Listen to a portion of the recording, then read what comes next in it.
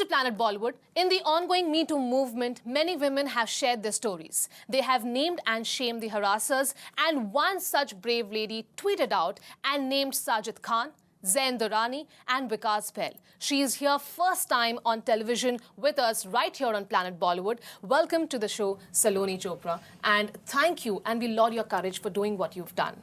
Thank you for having me here. Thank you. So, we went through the story. We read it. It was extremely painful. The intricate details that you have actually shared, I know that it's not easy. And for the viewers who have not known about your story, would let you take this platform and let us know what happened. Okay.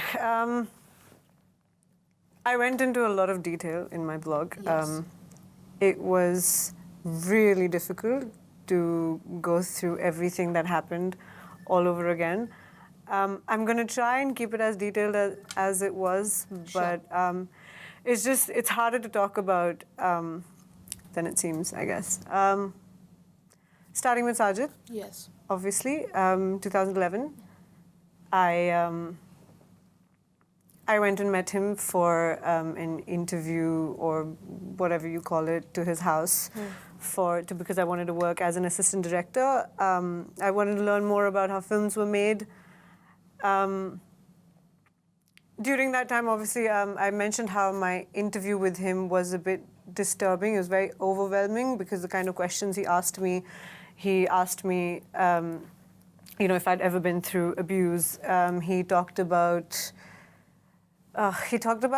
just, I don't know where it came from, but it was a lot to do with human sexual desires and how people are, and how he wishes that women didn't have to go through the things that they did. And by the end of the interview, I started crying because I felt like, you end up in a vulnerable state where you talk about that you've been through this and someone believes you and someone then just feels bad for you and wishes it didn't happen. Yeah. And I wasn't sure if I was feeling weird that I just shared this with someone professional who I was going to work with, or if I was just glad that, I talked about it. But I got out of his house and got into the auto, and a little while later realized that I'd got the job. Once I started working for him, realized that there's a difference between an assistant director and a director's assistant.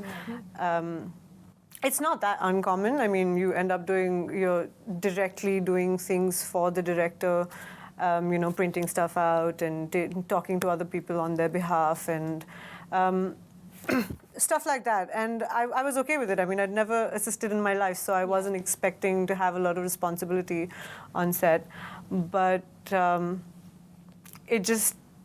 it wasn't everything I expected it to be. I mean, I always loved writing, so I would end up writing a lot of articles for him, like, stuff for newspapers about his favorite movies and just a lot of things like that. And it started off with very petty jobs, like picking up his sunglasses from Infinity Mall and things like that.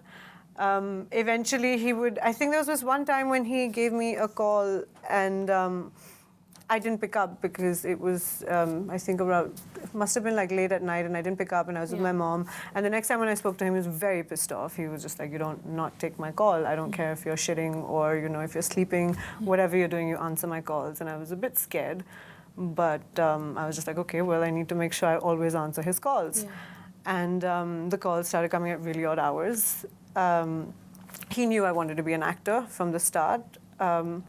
So our conversations eventually turned into how I'm not sexy enough, and I'm too tomboy, or my hair's not nicely done all the time, and I sit like a man, and why can't I be more alluring? And he was just like, you know what, I want to take you under my wings, and I'm going to make you sexy, and you will know how to behave, and like, to be an actress, you have to be able to do these things. And it was all, I've never been the very sexy kind of women. Like, I've always been very comfortable when I'm messy. Right. So I felt a little awkward stepping into this space where I thought my job would be something else, but this constant pushing and like poking and how I'm not good enough just got to me for a while. And I ignored it. I wasn't proud of myself for doing that, but I tried really hard to let it go as much as I could. And then I realized that his behavior was very repetitive around set as well. I mean, other than his sex talk that happens anyway and everyone knows about it, but there was another actress that came for a role in the movie. She did end up doing it. But we were doing a costume trial for her when he walked in and he saw her in the outfit and he was just like, what the f is that? Like, you know, what do you, like, you don't have boobs, you don't have ass, you want to be an actress? Like, how do you think that's going to happen? And he's like, lift your skirt. And I looked at him and I was just like, she looked at me, I looked at him, and it was this awkward silence.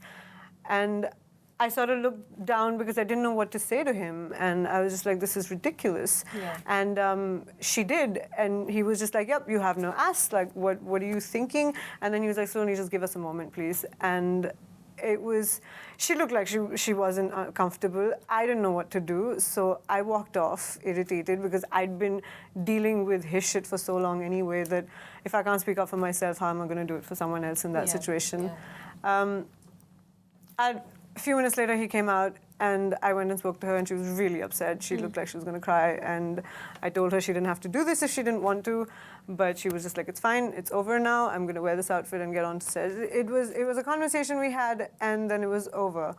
But it just didn't end there. It was this constant talking about his girlfriend and, you know, saying really disgusting things about their relationship or their life that I felt like I didn't need to know. To eventually getting to a point where it's just, those calls got really bad. The phone calls got really bad. The constant, you don't have, or, you know, you're not sexy got really bad.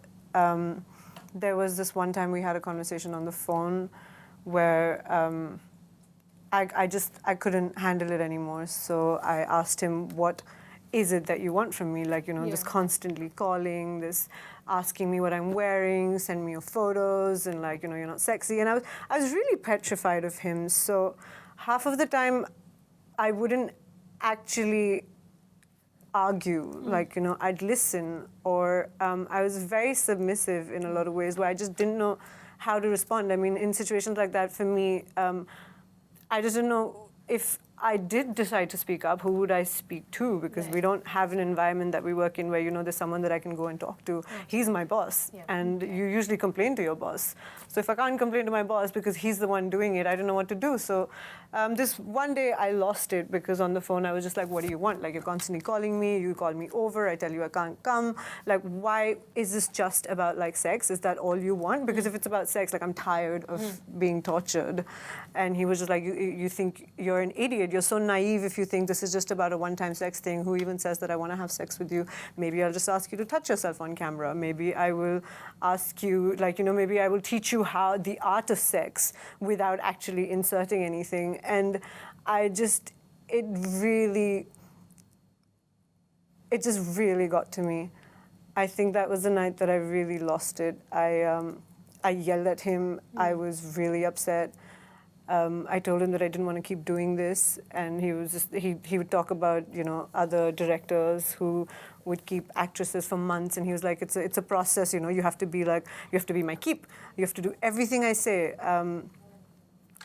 and I'm doing this for your good. It always ended up with like, you know, you want to be an actress, I'm doing this for your good. I couldn't. I think I'm that night insulted him or snapped or abused or something, and I hung up because I couldn't take it anymore. We had a long argument, and after the things that he said, I questioned what I'm doing in the industry because I was just like, I don't know if I want to do that. I don't know if I want to go through that process. So I went and I told my mother that night everything that had happened, and she told me that I should make a choice, either, you know, stick around and deal with it and find a way to like handle him and talk to him, or tell someone, or quit. And so I stayed, and I rocked up at work the next time that we were shooting, and to my surprise, he was absolutely fine. He, you know, he told me to go do something, and then someone from the media wanted an article from him, and so he said, why don't you come and write it? And, you know, halfway through the day, he was fine. And then while I was sitting, you usually have like a director's room, and you have one for actors and, you know, one for lunch. So we were sitting in the director's room, and I was writing this article for him and he was walking around, and I was asking questions. It was all work talk. We didn't really talk about anything that I'd said to him. I was relieved in a way till the time that he was just like, look at you. You're f***ing sitting like, you know, you're sitting like that again. Why can't you spread your legs and sit? Like, you don't know how to be sexy. How many times have I told you that, you know, you can't be like this? Your hair's a mess. Like, open your hair. And I was just like, I don't want to do this. I don't want to be sexy. And he was like, I can't launch you. Like, no one's going to launch you if you do this. I said, I don't want to be launched. I'd rather just not be launched if this is what it takes. And it got a little heated. He was just screaming, and he was just like, you don't give me a boner. You know, if you can't give me a boner, then how are you ever going to become an actress? And he sort of like took my hand and like tried to put it on his pants, and I was just like, Sajid, just stop, please. And after a point, while walking around, while saying that I don't give him a and this isn't how women become actresses, and I'm not good enough, and I'm never going to make it, he sort of just pulled down his pants, and he was just like, look, you don't give me a boner. Here it is. And that's when I threw his laptop and I walked out, because it was probably one of the most jarring experiences of my life, where I was just like, it all happened so fast that I'm not sure how I was supposed to react. Saloni, at that point, did you share this with anyone around on set, anybody from the industry? Yeah, I anybody did. in power? Yeah, I did. And I don't know if I'd call it anyone in power, but I mean, if you know how the industry works in a way where, as an assistant, it's not like I was friends with the directors or the producers or the actors. I did my job, and I was friends with I spoke to other assistant directors, and I had friends on set from production and, you know, designing and everything. But you're not close to people with power. You don't speak to people with power. But after I quit, I did tell a few friends. I told friends who'd worked with him before. I told people that had assisted him before. I told a lot of people that I was close to, whether, you know, when we'd meet at parties and when we'd talk about what happened, I'd just be like, this is what happened with me. And usually the response was just like a laugh and like, oh my God, he's such a scumbag. Like, you know, the things, he's pulled off this shit so many times. Like, just, it was just really accepted. It was just like, that's Sajid for you.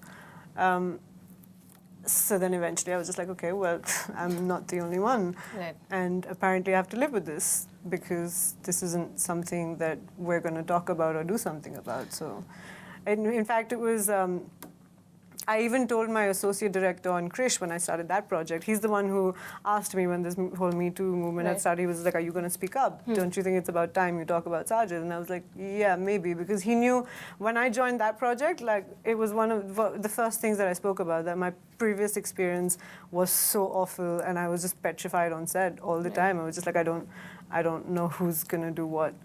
So I did share it with people. Most people just, it was just a very accepted thing. It was just, don't waste your time, you know, with Sajid. It's a good thing that you're out of that space. Work with good people was the suggestion most of the time. You must know you started a revolution after you shared your story. Many other women also spoke up. What did that make you feel? Like, I'm sure you were scared when you were trying to share your story, and I was you had petrified. not one. Yes, there were 3 stories you were going to share, and after you did that, 2 more women spoke about what Sajid Khan did to them. Yeah, Rachel and Karishma. Yeah, what did that make you feel? I felt like it was, I mean, the whole purpose of speaking was a sense of responsibility that I felt when I knew in front of me he'd done it to other people, and I knew there were other women out there. I just wanted, my whole purpose of doing this was so that other women realized that they could speak about it. So I think it happened within like 24 hours. The other women, like I think Rachel tweeted me, Karishma put up the screenshot that she'd written, and I felt relieved but really sad at the same time that the encounters were so similar, like his house, him pulling his pants down. It was jarring to know that he'd done the exact same thing, like the patterns were very similar. Yeah. But I mean, I was really glad that they came out. Like, Rachel was really supportive. She tweeted right away, and she was just like, I can't believe like he did the same thing to you. it made me feel like I'd done the right thing when I spoke about it, because that was the whole point. I was inspired to write because I read Vinta's story, and I was just like, people are really talking about this. It's about, I've been talking about women's rights for years now on my Instagram platform, and if I don't really talk about what happened to solve a purpose, then how do I practice what I preach? Yeah. So when you tweeted it out and when many people came in support, there were many, Farhan Akhtar tweeted saying he was really shocked. His own sister, Farah Khan, tweeted, and many more celebrities. Did anyone get in touch with you directly saying that thank you for sharing the story or thank you for creating awareness about the kind of person he is? I had a few friends who knew about it before who messaged, but a lot of the people from the industry who did know left me messages saying, I had no idea this happened to you, and it's so glad that you finally spoke up. And I was just like, no, but you knew. And you know, it was a lot of that. There was a lot of like, you know, it's a great thing that you've done. But I mean, not to say that I think it's anyone's, you know, place to speak up on my behalf, because they don't need to. But there wasn't a lot of, like, Tapsi tweeted, which Right. was sweet. As you said, Farhan put up something. But a lot of people didn't really, people that I know what he's like didn't really say much. Okay. So, which, I mean, I'm not really surprised. Talks will be on Planet Bollywood. You stay tuned. We'll see you right after this break.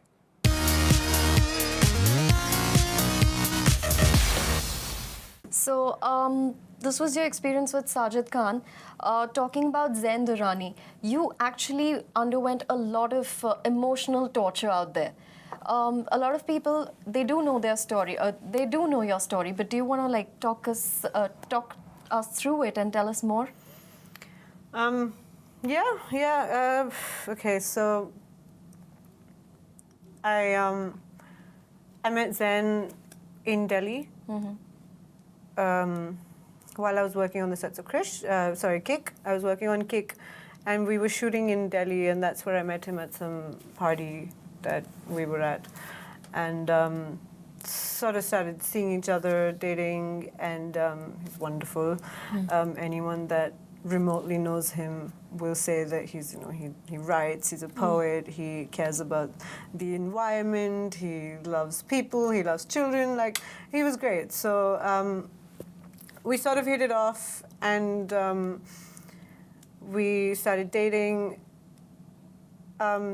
My family loved him, my mom loved him, my friends loved him, everyone loved him, and it was all amazing till the time that it just wasn't. It sort of happened, I don't know if I'd say it happened out of nowhere. I could have seen, when I look back now, I feel like I could have seen signs where, you know, it was a lot of, when it got toxic, or, you know, there was this one time when there was a fight where, like, it got really ugly, but you tend to let that go. I mean, I think anyone that's been in a relationship where you love someone, you let it go. But then the physical abuse started. And I sort of, I don't know how to really put it, because it's probably one of the hardest things that I've ever done in my life. But I cut off from my friends and everyone around me, because I didn't know how to address it. I didn't know how to address the hitting or the physical abuse, because he was still amazing in front of my friends. He was still nice to my mother. Like, you know, they would cook together and like we'd watch a movie at night. But at the same time, there was so much shit going on that I remember my mom saw a bruise once, and she was like, what happened? And I was just like, I fell down, because we tend to say these lies. I felt like it was my fault. I felt like he was hitting me because I'd done something wrong, because we fought. And, you know, I said something that brought out the monster in him, and hence I had to find a way to fix it. And if I walk out now, then I'm the coward that created this problem, but I don't want to fix it. Because every time he hit me after that, he would cry, he would faint, he would, like, you know, just fall down and stop breathing, and then I had to get him water. And by the time you're consoling the person that's abused you, it's very difficult to get your head around the space that, am I still mad at you?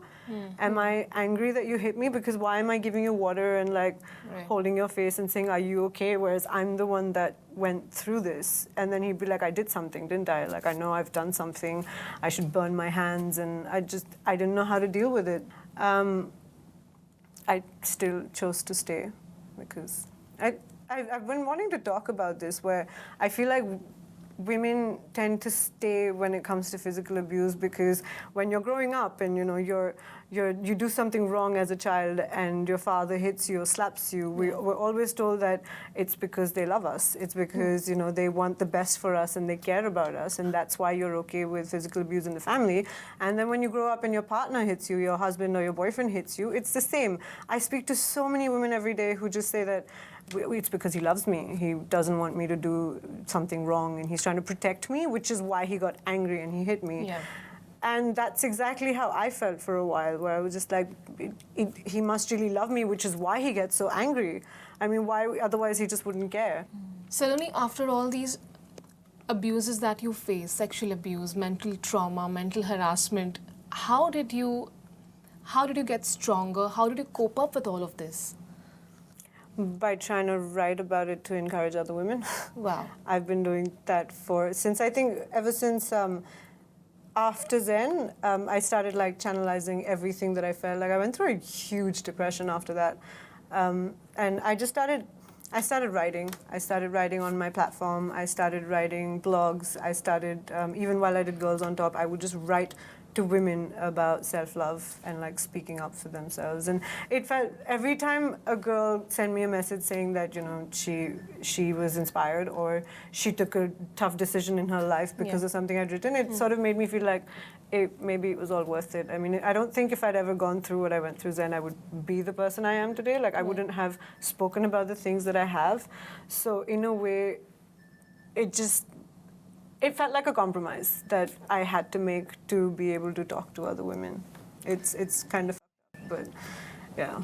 And after this Me Too movement that has started, where your tweet, like I said before, has actually started a revolution, and the disciplinary action that was long due, that was taken against Sajid Khan, people were saying Me Too movement is all about sharing stories, women come out, but nothing is happening. Where is the justice? What exactly, where are we heading to?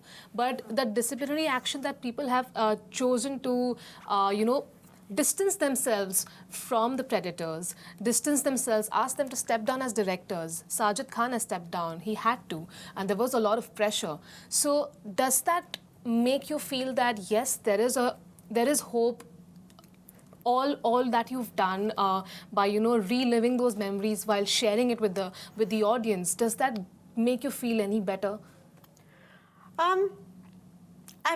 In the long run, yes, it makes me feel better. I mean, this is really hard.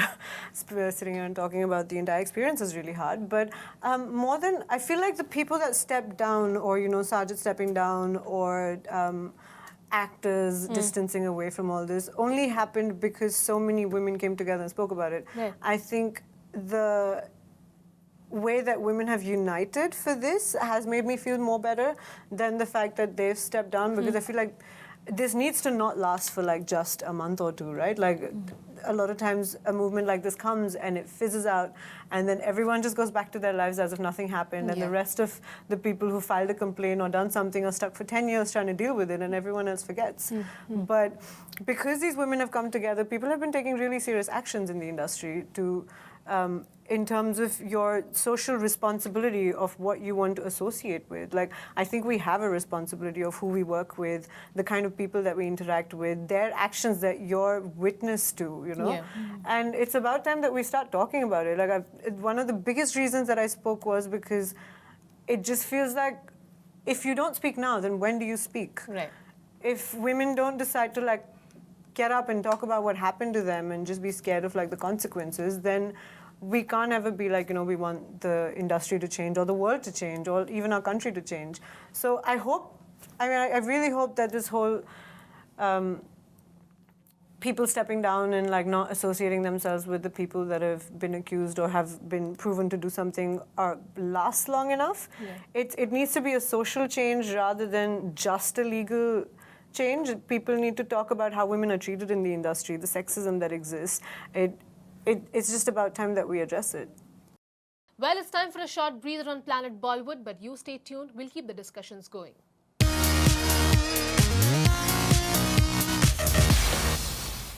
Talking about sexism, you also spoke about what Vikas Bahl did. Yeah. A quick run through of exactly what happened that day. That day, so we were at a Holi party at Anurag Kashyap's house. We're talking to everyone.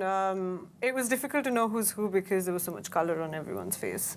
And I spoke to a few people, and then me and Vikas started talking, and I love Queen, you know, like it was a movie that sort of left me touched. Like I was just like, wow, like we need more of this. We need to create more of the cinema. And so I obviously had to thank him for that. And then he was like, what do you do? And I told him more about me. And eventually the whole conversation shifted from, wow, I love your movie and what you've created, to like, what are you doing in the industry? Like, why are you even acting? If you want to talk about women's rights, why don't you go and like become an activist instead of be an actress? He's not the only person who said this to me, this whole idea of, which is why I say that my problem is not Sajid or Zain or Vikas. My problem is, like, they're part of the problem. The problem is that everyone is like that at some level or the other. There's so many people in the industry who speak like this. It's just actresses have to be dumb and, you know, like stand and look pretty and smile, don't have opinions. If you have opinions, then nobody wants to work with you. And it coming from him was really jarring, mainly because he'd made a movie that was the opposite to that. Yeah. So I didn't say much to him that day. I sort of, I was really irritated, and I decided to like walk off instead of indulge in that conversation, because there were a lot of people there, and I felt like if I start talking, I would probably say really mean things. So I walked away. Yeah, he got into a fight with someone that he was with, some girl, and I left soon after. So that's how that happened. Saloni, what do you have to say about the power play that exists in this industry? You know, like you said, predators have a pattern. They feel that they have the power, and they have this wing that, you know, they have introduced many actresses, or I have made your career. That kind of power that they feel, and the feeling of no one can touch me. I can behave with women the way I want to. And not only one, but there are many men who've been exposed of late. What do you have to say of that? I think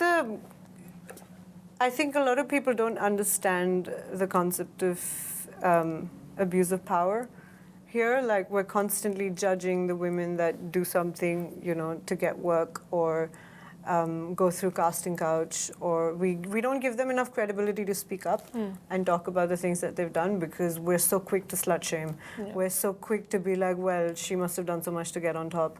But we don't point fingers at the people that are casting them. Like, why are you asking women to sleep with you to give them work? Like, why not just, if they're talented, why aren't they getting work on that merit? Why do they have to, like, it is not consent when, like, it's an audition process to sleep with someone. Like, it's warped. It shouldn't happen. It's an abuse of power. So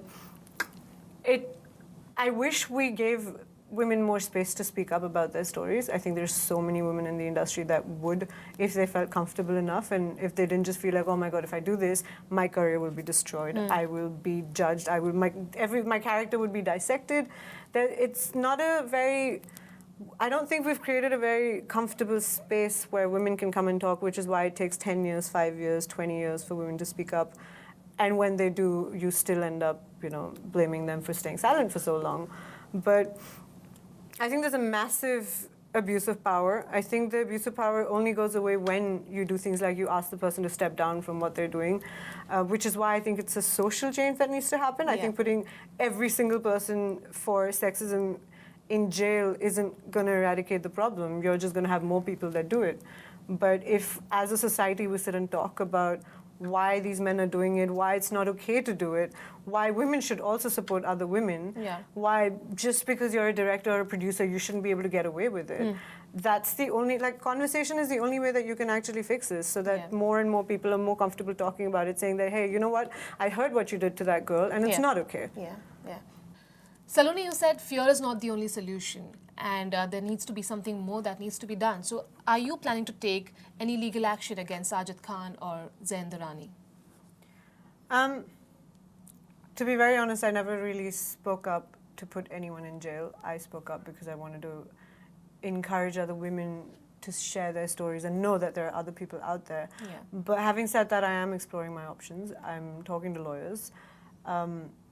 In fact, that's a good point, because there's a lot of lawyers out there right now who want to support the Me Too movement, and they're doing all these cases pro bono for free, and they're helping a lot of women. There's a huge list of lawyers. So I think people that feel like they need to file a complaint right away, or, you know, take the legal option should look into that. But my only advice to everyone would be to look after their mental health first, because I think that's the first step to make sure that you are you're strong, you've gotten over the trauma, you can handle it, because nothing else comes before just making sure that you're okay. I think we focus too much right now, especially on whether women are going and filing complaints or are they anonymous or not, instead of just being like, hey, just breathe for a moment, get over this, be strong, recover from it, and then do whatever you think is the right thing to do. You know, Saloni, for the first time when Tanushree Datta came here and spoke about, Nana Patekar and what happened with her,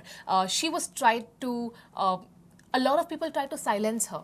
Nana Patekar's lawyers filed a legal notice, and many other also did. And there's this constantly they are trying to silence the women who are trying to come out and speak. What do you have to say on that? Has anyone tried to silence you? I mean, I think the whole point of doing this post was because I realized that a lot of people, you know, too scared to speak up, or they're too scared of, like, the legal aspect, that there's a huge buzz in the media about, like, you know, everyone wanting to take the legal way out and, like, scare women out of it. But I feel like right now, if we don't speak and come together for this, then what is the point of doing this? I don't think women should be scared of speaking. I think in whatever way, if they want to speak up, I don't think they should be scared, whether it's to do it anonymously or, you know, you have platforms like these. I don't think in our industry there's ever been an opportunity for women to come on camera and talk about their Me Too stories, or, you know, assault or abuse or workplace harassment. So right now, when you can, I feel like if we get scared now, then they would get what they want. So. Okay, Saloni, I'm pretty sure it wasn't comfortable coming out like this and talking about whatever you went through. But is it only because of the Me Too movement that you spoke out, or at any point in time, at some day in your life, you would have actually woken up and still written, whether the movement was on or not? No, I would have. I mean, to be very honest, I spoke about a while before this whole thing happened. I did put up a post on my blog about my relationship with Zain without really naming him. That's when his director owner saw my post and contacted me and was just like, you know, I'm not going to work with this person anymore, because we spoke and he found out everything that happened, and he was really disturbed by everything that I'd been through, and he put out a statement saying that, you know, I won't be continuing, like, my next movie with him.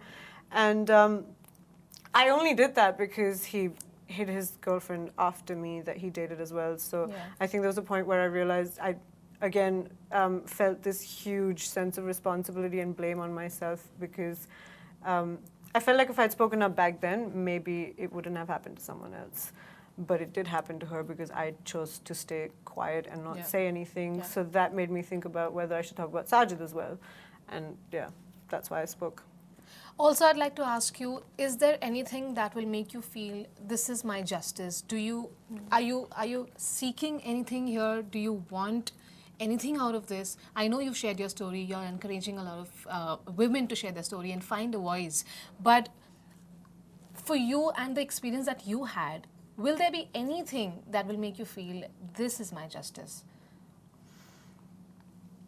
Yeah, if women we're not so scared of speaking anymore. I've had a lot of messages from girls who've been through similar things with the same people and chosen not to say anything. That I got one message that really made me want to cry. She worked with Sajid personally, and had a very similar experience, and it was a bit disturbing. And she sent me a really long message thanking me for what I'd done because it gave her the courage to speak to me and speak to her friends about it. But when I asked her if she would talk about it, she said she wouldn't because she was scared. And I think for me, my justice would be if women were just not so scared of speaking. If they felt like they were comfortable in the society where they could speak about it. I don't really blame them because it's not their fault that they're scared. There's something wrong with how we're behaving as a society if people are scared of speaking. Victim shaming and whatnot. Victim shaming, victim blaming, slut shaming, dissecting her character instead of questioning why is she so scared. Nobody asks themselves why did it take that many years? Why is she not telling anyone? Like, there are so many things that women are afraid of before speaking. A lot of them have run away from home to have careers in this industry. They don't have support from home the way I do. So I just wish that we made it a more safe environment for people to speak up about this. Saloni, for women who've not found their voice yet, do you have anything to say to them over here, right here? Yeah. Mainly just that I know how hard it is. I think we all do. It's really difficult to come out and speak about these things. And but I think the only thing I would want women to know is that you can talk about it. Talk about it to someone you trust. Tell someone that you can. You make sure you look after your health, your mental health, and don't be so afraid. I think right now, today, we're lucky and we're in a space where people believe you. And if you don't speak about it now, then I don't know when you would. Thank you so much, Saloni, for joining us on Planet Bollywood, and thank you for sharing your story. Thank you. Thank you. Talks will continue on Planet Bollywood. You stay tuned. We'll be right back after the short break.